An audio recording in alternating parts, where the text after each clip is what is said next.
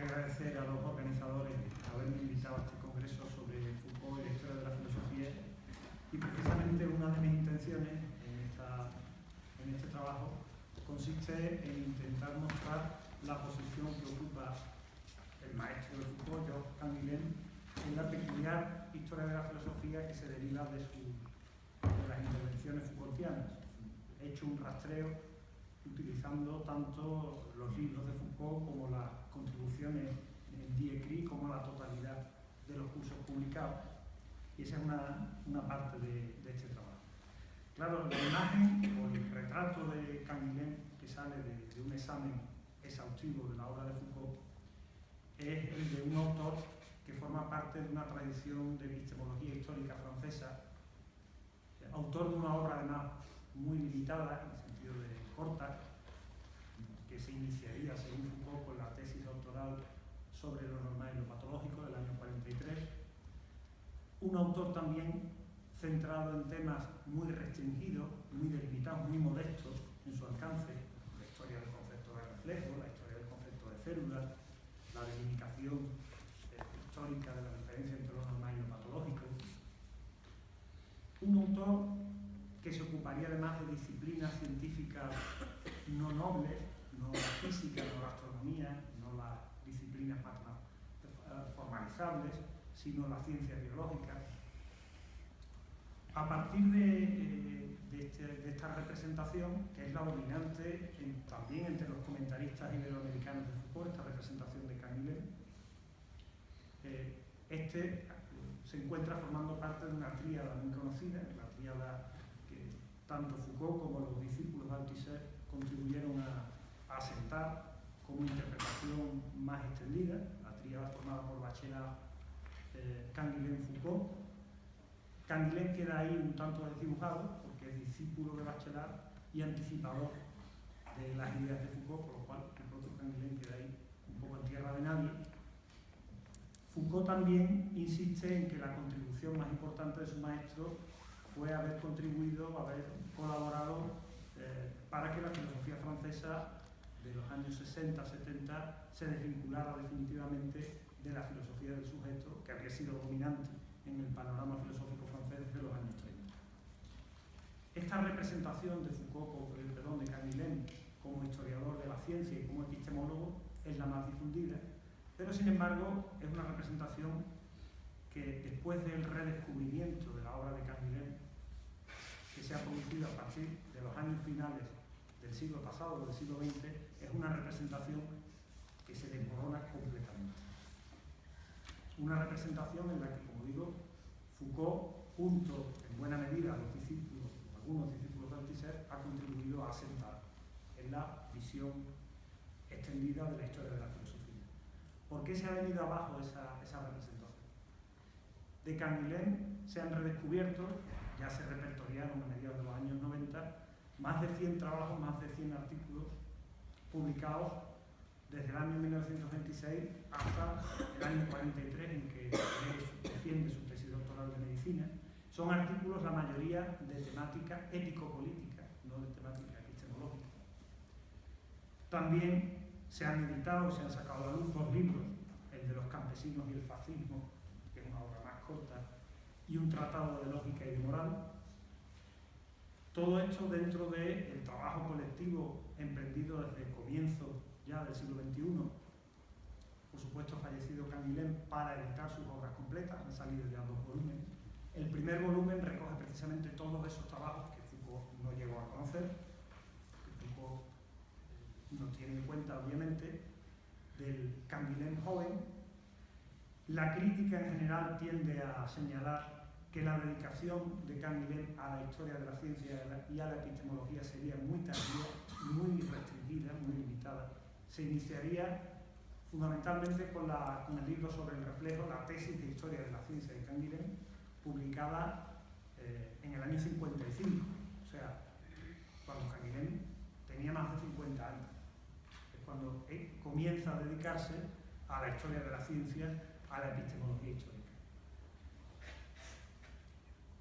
Junto a esto hay que señalar la apertura, a partir del 2004-2005, de los archivos, de los Font Canguilhem, que están en el centro del CAPES, Filosofía de la Ciencia del École Normale Supérieure. Yo tuve la suerte de trabajar en ese centro el año pasado y ahí nos encontramos también un fondo enorme de obras inéditas de Canguilhem. Fundamentalmente son conferencias, son cursos, donde aparece un Canguilhem completamente diferente al que estamos acostumbrados, un Canguilhem que defiende una filosofía sustantiva, con pretensiones totalizantes, una filosofía entendida, autocomprendida como filosofía de los valores, de manera que el valor de la verdad y los valores que tienen que ver con la ciencia, con la epistemología, ocuparían una posición muy restringida en un concepto de la experiencia humana como una pluralidad de valores que serían distintas modulaciones de la vida. Entonces encontramos un proyecto de filosofía sustantiva, de filosofía totalizante, que contrasta con la idea de que Canguilhem a lo que se ha dedicado a una filosofía un filosofal de segundo orden y fundamentalmente de carácter epistémico. Surgen entonces algunas interrogantes que son las que yo también quiero abordar aquí. Una primera, que la abordaré más de pasada, que es hasta qué punto se sostiene y qué valor tiene la división que hace Foucault dentro de la tradición de la filosofía francesa contemporánea entre filosofía del concepto y filosofía del sujeto. Canguilhem hace esa división Foucault hace esa división a propósito de Canguilhem, situando a Canguilhem dentro de la filosofía francesa. Vamos a ver esa división que es importante a la hora de hacer la historia de la filosofía contemporánea en Foucault, hasta qué punto se sostiene o qué significado tiene. Y las otras dos preguntas tienen que ver directamente con Canguilhem, es decir, ¿por qué Canguilhem, curiosamente, teniendo una visión de la filosofía muy distinta a la que difundían de él su discípulo Foucault y los althuserianos, por qué Canguilhem se acomodó a esa visión en los años 60 y 70, no la contradijo en ningún momento? Y en segundo lugar, ¿por qué Canguilhem esa visión sustantiva, sistemática de la filosofía, totalizante de la filosofía, la reserva prácticamente para el ámbito de sus intervenciones orales, en cursos, en conferencias, y no aparece nunca en su obra publicada? Para entrar en estas interrogantes, para intentar no agotarlas en la respuesta, obviamente, pero por lo menos plantearlas, voy a utilizar el instrumental en parte de la sociología de la filosofía. Voy a ceñirme, para no desparramarme, principalmente a la hora de ver la visión Foucaultiana de Canguilhem, a los dos textos más extensos que Foucault dedicó a comentar la obra de su maestro. Por una parte, la introducción a la edición en inglés de lo normal y lo patológico, que se publica en el año 78, y luego una segunda contribución a un número monográfico de la Revue de Métaphysique de Mogal, de homenaje a Canguilhem. A Foucault la revista le encargó un artículo. Foucault estaba ya muy enfermo, tenía la intención de hacer un trabajo nuevo, original, pero finalmente lo que hizo fue remodelar el texto del 78 con pequeñas modificaciones y volverlo a publicar, cosa que se hizo ya después del fallecimiento de Foucault en 1985. Aunque los dos ensayos, voy a leer ahora para no desparramarme excesivamente, aunque los dos ensayos de Foucault que se ocupan de Canguilhem, estos dos que he mencionado, difieren en algunos aspectos, pueden ser considerados conjuntamente. La introducción a la edición americana de Le Normal et le Pathologique es algo más extensa, pues se dirige a un público que en general desconoce por completo la tradición de la epistemología francesa, y más específicamente los trabajos de Canguilhem. Por eso Foucault se toma la molestia de proporcionar más puntos de anclaje al lector en esa intervención del 78. En ambos casos el texto se abre estableciendo un contraste entre la modestia y la condición especializada de los escritos de Canguilhem, por una parte, y su vasta repercusión en el panorama filosófico francés de la década de 1960 y 1970. El maestro de Foucault aparece caracterizado como autor de una obra corta, comprendida en unos pocos volúmenes, desde la tesis doctoral sobre lo normal y lo patológico, defendida en 1943, hasta Idéologie et Rationalité, publicada en 1977. pero además la actividad intelectual de Canguilhem estaría confinada dentro de un campo muy delimitado, muy humilde y muy discreto. Su obra consiste en trabajos muy técnicos de historia de la ciencia, proyectados además en unas disciplinas que ocupan la parte baja en la jerarquía de las materias científicas. Las ciencias de la vida, alejadas del grado de formalización, alcanzado por los saberes más rigurosos como las matemáticas, la física o la astronomía. Y sin embargo, esta filosofía elaborada en modestos estudios sobre la historia del concepto de célula, de reflejo o de lo normal y lo patológico, habría tenido un impacto decisivo para el desarrollo de algunas de las corrientes más señeras del momento estructural conocido por el pensamiento francés. El marxismo althuseriano, la escuela lacaniana y los investigadores del Centre de Sociologie Européenne, dirigido por Bourdieu, o también, obviamente, el impacto sobre el propio trayecto de Michel Foucault. ¿Cómo ha sido esto posible? Para abordar este problema, Foucault sugiere una partición histórica de la filosofía francesa contemporánea que quedaría escindida en dos grandes tradiciones. De un lado, una reflexión filosófica concentrada en la tríada temática formada por los problemas de la experiencia, el sentido y el sujeto. Del otro, un quehacer teórico focalizado en las cuestiones del saber, la racionalidad y el concepto. Los nombres que jalonan cada una de estas ramas se remontan al primer tercio del siglo XIX. Por una parte, la serie formada por Mendes-Vigan, Lachelier, Bergson, Sartre y Merleau-Ponty. Del otro, la estela paralela constituida por Comte, Couturat y Poincaré, donde se insertaría asimismo la epistemología histórica francesa de los Bachelard, Coilet, Cavalier y Canguilhem. Más adelante se discutirá la pertinencia histórica de esta división.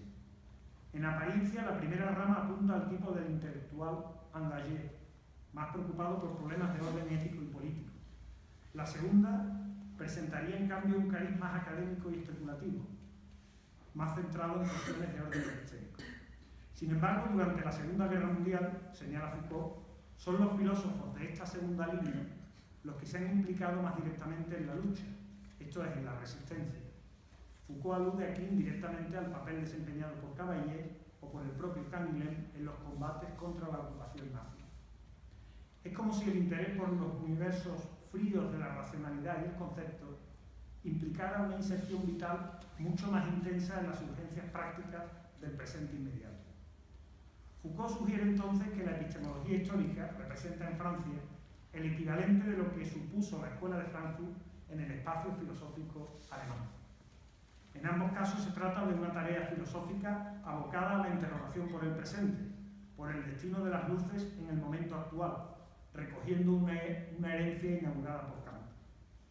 Pero si en Alemania esa interrogación por el destino de la razón en nuestro tiempo se emplazó principalmente en el ámbito mixto de la religión, la economía y el orden social, los hegelianos, Feuerbach, Marx, Nietzsche, Max Weber, Lukács, la Escuela de Frankfurt, con la presencia de una fuerte tentación irracionalista, o al menos de una crítica radical de la razón moderna, que Foucault no menciona, en el caso francés la interrogación se efectuó en el terreno de la historia de la ciencia. La reflexión sobre las sacudidas revolucionarias que trastocaron la ciencia clásica condujo no a un rechazo de la racionalidad, sino al intento de pensar a fondo su historicidad, llevando en último término, y aquí se ubica el proyecto racionalista, que así lo califica Foucault, de Canguilhem, a una impugnación de la filosofía del cogito y a un vitalismo antihumanista. Desde esta clave de lectura, Foucault reconoce 5 motivos o argumentos principales en la filosofía de Canguilhem. En todos ellos, el alcance ético-político de sus propuestas, que pueden resumirse en una descalificación de la filosofía del sujeto fundador, con lo que ello implicaba para la tradición emancipatoria occidental, derivaba de la labor de Canguilhem como historiador de la ciencia.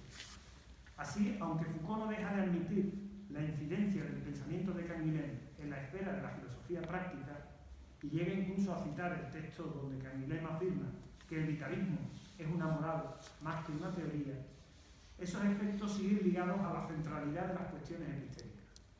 En este sentido, la lectura Foucaultiana de su maestro se puede evaluar como epistemocéntrica. No voy a enumerar ahora estos 5 motivos que señala Canguilhem, que señala Foucault en su texto sobre Canguilhem, Lo que me interesa es más bien interrogarme por qué sentido tiene esta colocación de Canguilhem en la tradición de la filosofía del saber, de la racionalidad y el concepto. ¿Es pertinente desde el punto de vista histórico o tiene un valor puramente estratégico dentro de las luchas que vertebraban el campo filosófico francés? La subdivisión entre las dos tradiciones francesas, popularizada y profundizada por Foucault en 1984, aunque anticipada por el propio Canguilhem en 1967, partiendo de una sugerencia realizada a su vez por Cavallés 3 décadas antes, ha sido objeto de una intensa discusión en los últimos 20 años. En mayo de 2004 se llegó incluso a celebrar en la Universidad de Lille 3 un coloquio dedicado monográficamente a este asunto de la división entre filosofía del concepto y filosofía del sujeto. Un coloquio que acabó cobrando forma de un libro colectivo publicado en el 2009. Aunque algunos defienden la pertinencia historiográfica de la dicotomía en cuestión y llegan incluso a retrotraerla hasta la filosofía francesa del siglo XVI, o estiman al menos su valor heurístico, la mayor parte de los historiadores de la filosofía la considera inadecuada.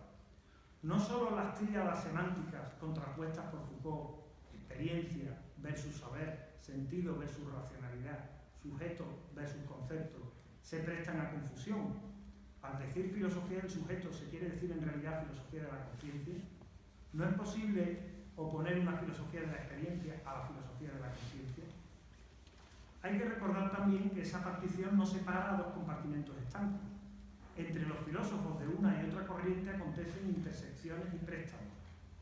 Sucede también que desde esa dicotomía resulta imposible clasificar a ciertos filósofos contemporáneos muy relevantes para la filosofía francesa, caso de Renouvier, de Deleuze o de Derrida. Por último, como ejemplifican los propios casos de Foucault y de Canguilhem, ningún filósofo puede ser encuadrado de una sola pieza como filósofo del concepto o como filósofo de la conciencia, pudiéndose encontrar con frecuencia en el curso de su trayectoria, desde el blanco al negro, pasando por toda la escala posible de grises.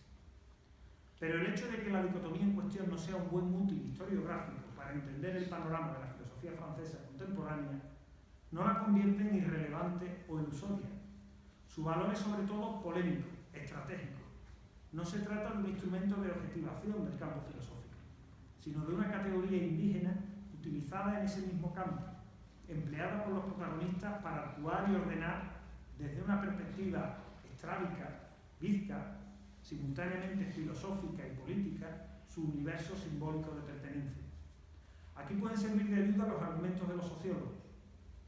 La subdivisión Foucaultiana es una categoría indígena incorporada por los propios pensadores en sus procesos de socialización intelectual y en las luchas que entablan para definir los envites que componen el territorio filosófico, el orden del día.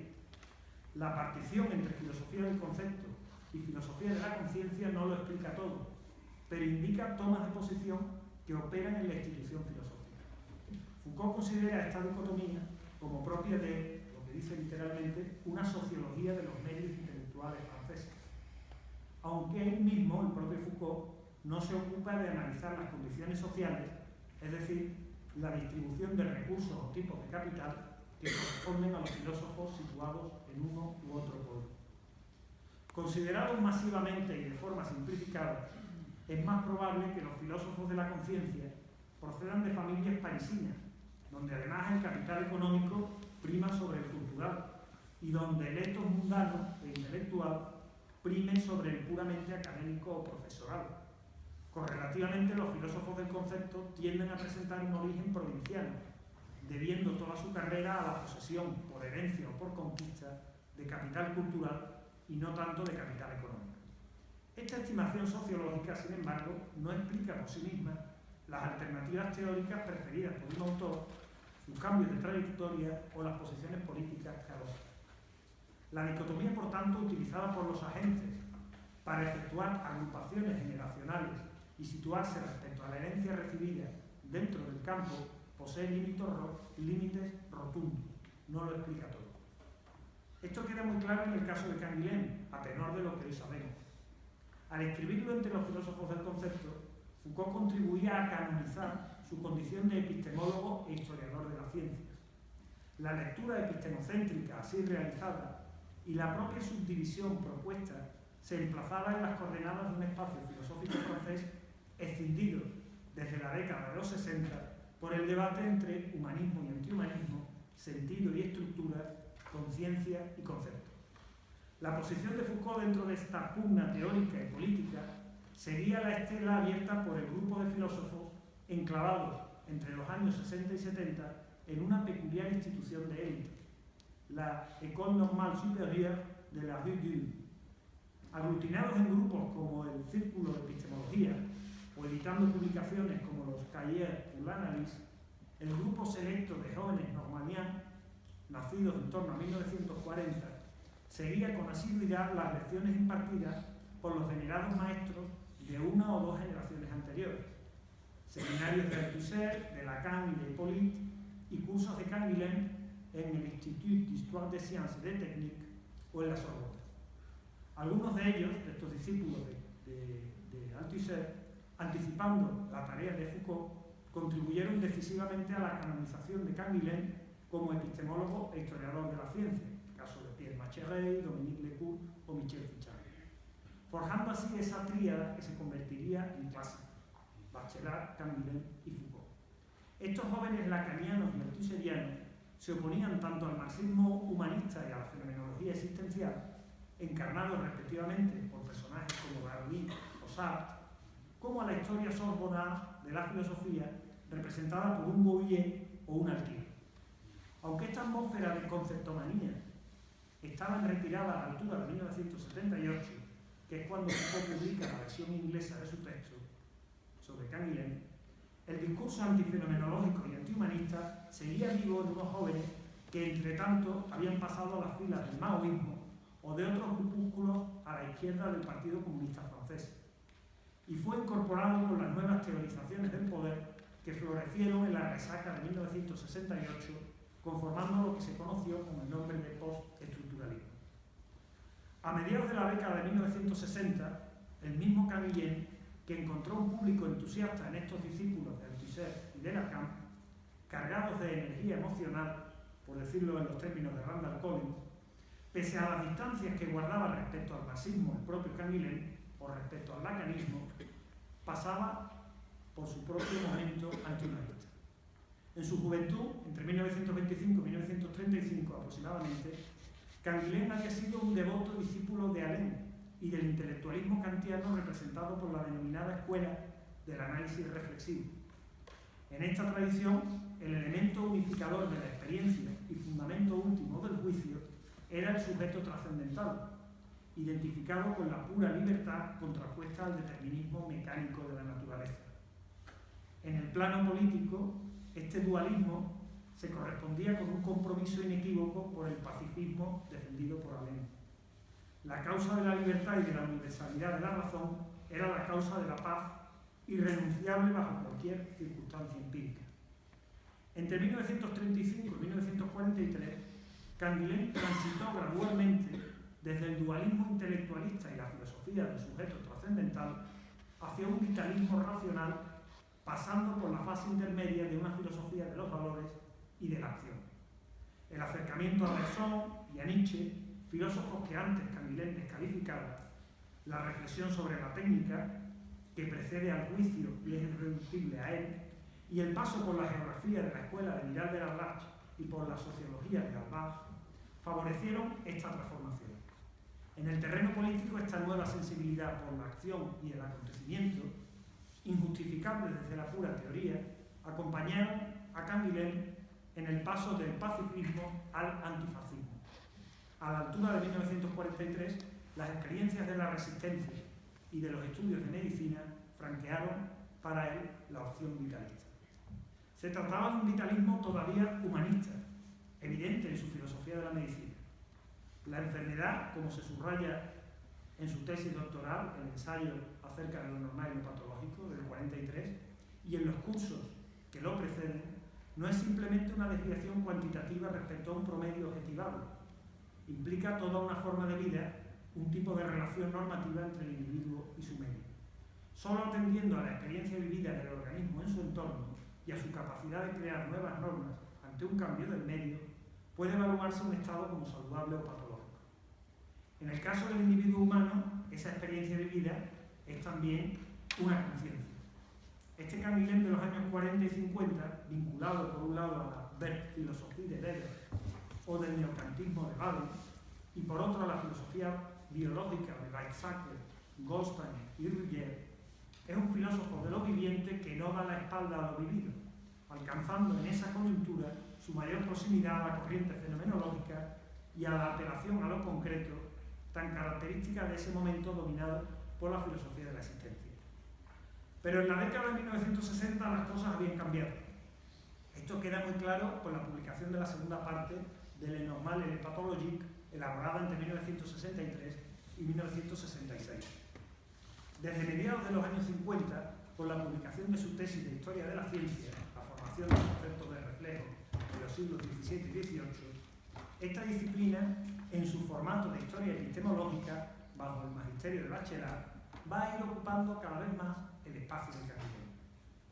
El descubrimiento del ADN, la formulación del modelo de la doble hélice por Watson y Crick y su repercusión en los genetistas franceses, en Monod, en Jacob, en Boff, los desarrollos de la teoría de la información y la decisiva lectura de las palabras y las cosas por Canguilhem alteraron de nuevo su trayectoria intelectual. Sin dejar el apego por la filosofía de los valores y sin abandonar la concepción de la vida como relación entre el individuo y su medio, el nuevo escenario intelectual y científico le obligó a repensar la relación entre vida y concepto. Situado frente al intelectualismo, Canguilhem rechazaba la reducción de la vida a la teoría, pero frente al irracionalismo cuestionaba la inconmensurabilidad entre la vida y el concepto. La vida, y aquí los hallazgos de la genética parecían concordar en esos años con el modelo lingüístico triunfante de las ciencias humanas, estaba estructurada como un lenguaje, consistía en un logos, una información encofrada a escala molecular y sometida a los azares y a los errores inherentes a su transmisión. Ese logos no era inmanente a un sujeto, sino a un orden material, a la vida afrontada como trascendental objetivo.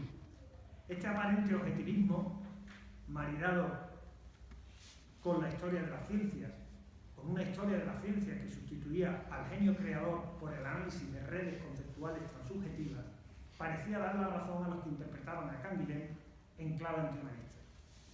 Entro finalmente en las interrogantes que antes señalé de por qué Canguilhem aceptó esa visión que Foucault y los severianos daban de él como historiador de las ciencias, como epistemólogo, porque se acomodó, porque su concepto sustantivo sistemático de la filosofía no aparece en su obra publicada.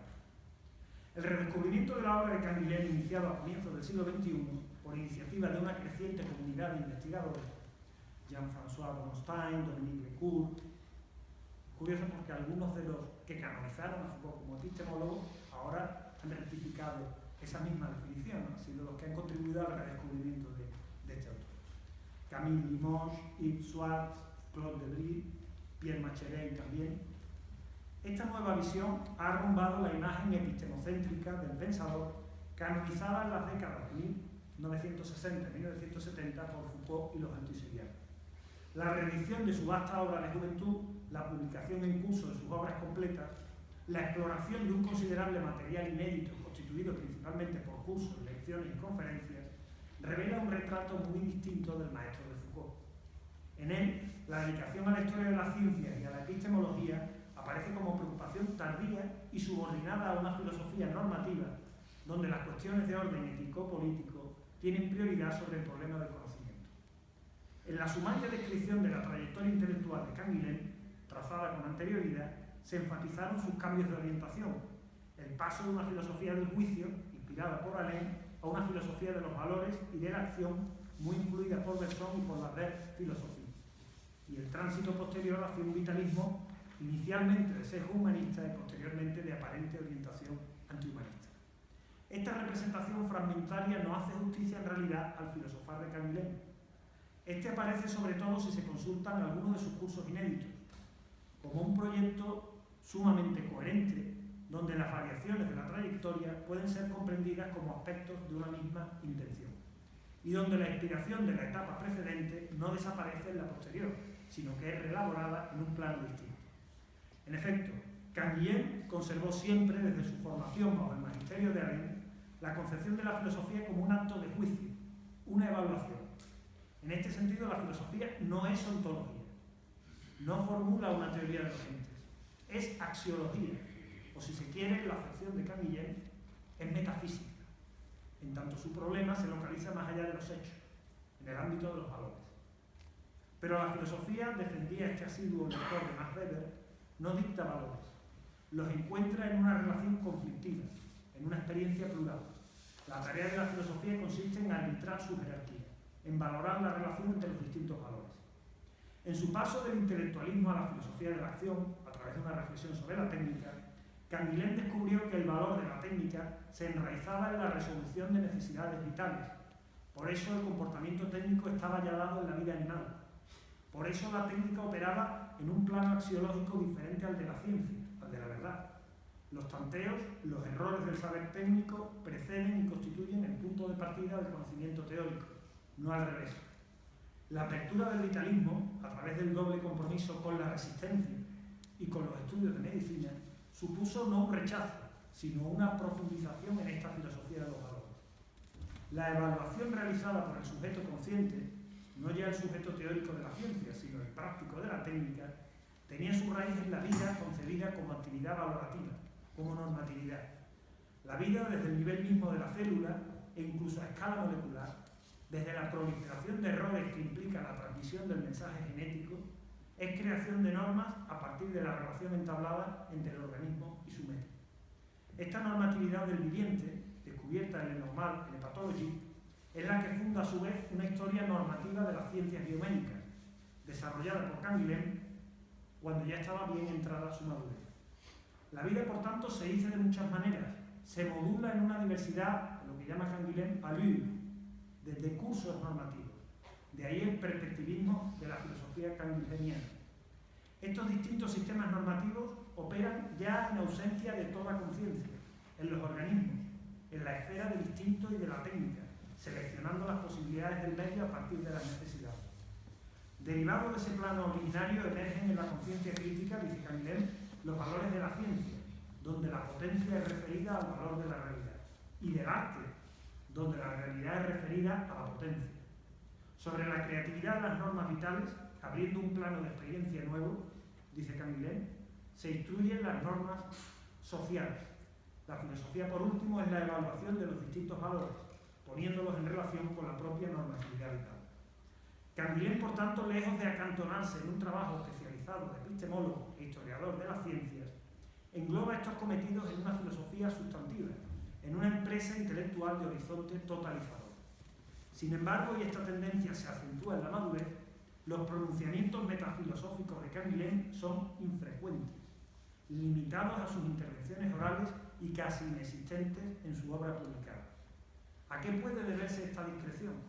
¿Por qué Canguilhem no desmintió las lecturas epistemocéntricas que se hacían de su trabajo? Se ha hablado a menudo de la modestia y de la reserva de Canguilhem acerca de sí mismo. Siempre se negó a definirse como filósofo y siempre se autocalificó como modesto profesor de filosofía. Se ha comentado su autocontención permanente, que a veces estallaba en explosiones de cólera.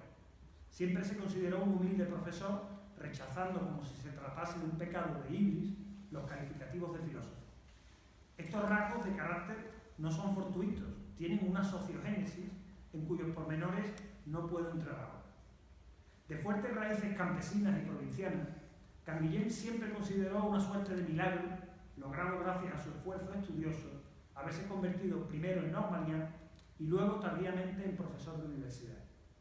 Nunca se adaptó a las maneras cortesanas que rigen la vida académica, pero fue un oblato del sistema escolar, al que debía todo lo que era. Siempre se mantuvo fiel al mismo, fiel al mundo académico, desempeñando con laboriosidad y sin queja las tareas administrativas más tediosas. Nunca ambicionó por ello la posición carismática del gran intelectual profético y receló de lo que designaba como filósofo-escritor. Quizás por esta razón se adaptó bien a la imagen de profesor exigente, de pensador riguroso y especializado que daban de él tanto los discípulos de Althusser y de Lacan como el propio Foucault. Por otro lado, su apuesta por un universalismo moral expresado en acciones antes que en discursos sobre la libertad o la esencia del hombre, lo que se ha denominado su humanismo enigmático, lo acercó en esa coyuntura al antihumanismo profesado entonces por la tribu de los normalianos.